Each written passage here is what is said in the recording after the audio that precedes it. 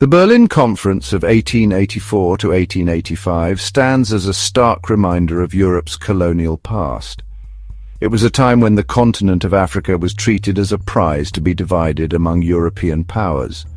This conference, held in Germany, saw nations like Britain, France and Germany negotiate amongst themselves, completely disregarding the existing ethnic and cultural boundaries of the African people.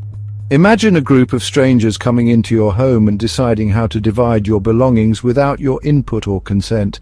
This is precisely what happened to Africa during this period. The impact of this conference continues to be felt across the continent, even today. The arbitrary borders drawn during this period have led to numerous conflicts, instability, and ethnic tensions.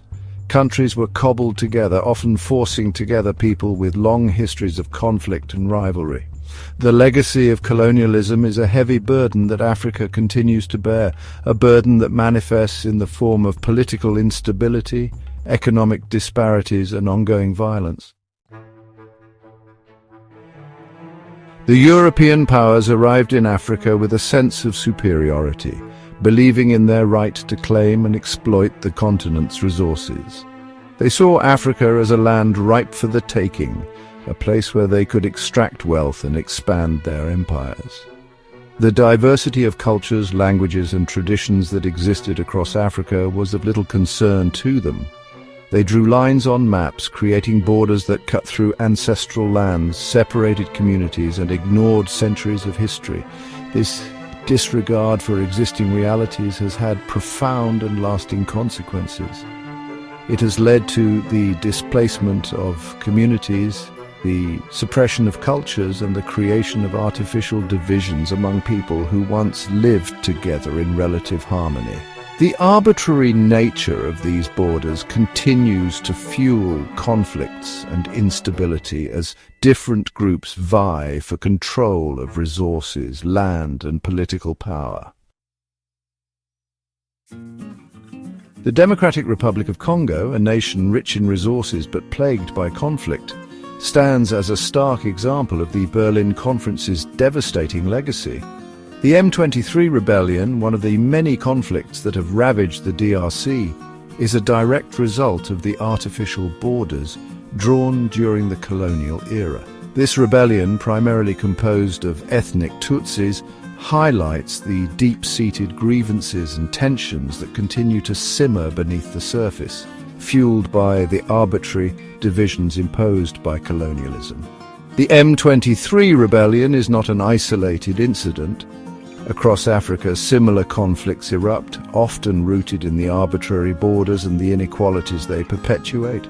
These conflicts lead to immense suffering, displace millions, and hinder development. The international community often struggles to address these complex situations, grappling with the long-lasting consequences of colonialism and the difficulty of finding lasting solutions. Section 4.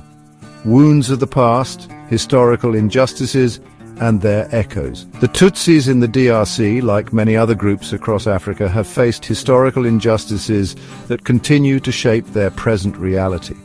The Rwandan genocide of 1994, in which Hutu extremists targeted Tutsis and moderate Hutus, spilled over into the DRC, further exacerbating existing tensions. This horrific event, a scar on the conscience of humanity, serves as a reminder of the fragility of peace and the devastating consequences of unchecked hatred and division. The international community's response to conflicts in Africa has often been criticized for its inconsistencies and double standards. Some rebel groups receive support and sympathy, while others are condemned as terrorists. This selective approach, often influenced by geopolitical interests, further complicates efforts to achieve lasting peace and reconciliation. Section 5. The struggle for peace. Navigating a complex landscape. Rwanda, a country that has itself experienced the horrors of genocide, has played a complex role in the DRC conflict.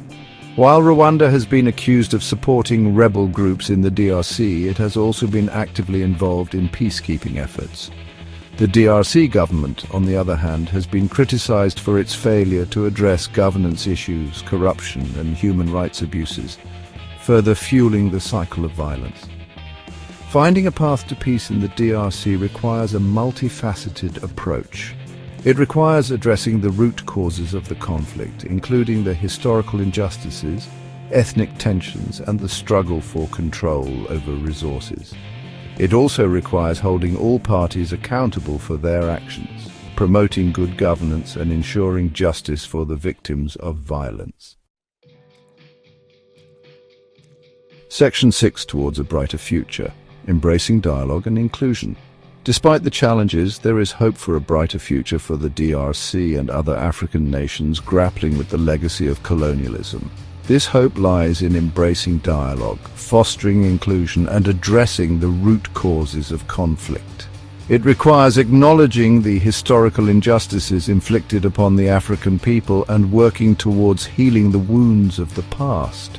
True peace can only be achieved through a commitment to justice, reconciliation, and the recognition of the shared humanity of all people. It requires moving beyond the artificial divisions imposed by colonialism and embracing a future where diversity is celebrated and all citizens have an equal stake in building a more just and equitable society. The path forward is not easy, but it is a path worth taking for the sake of present and future generations.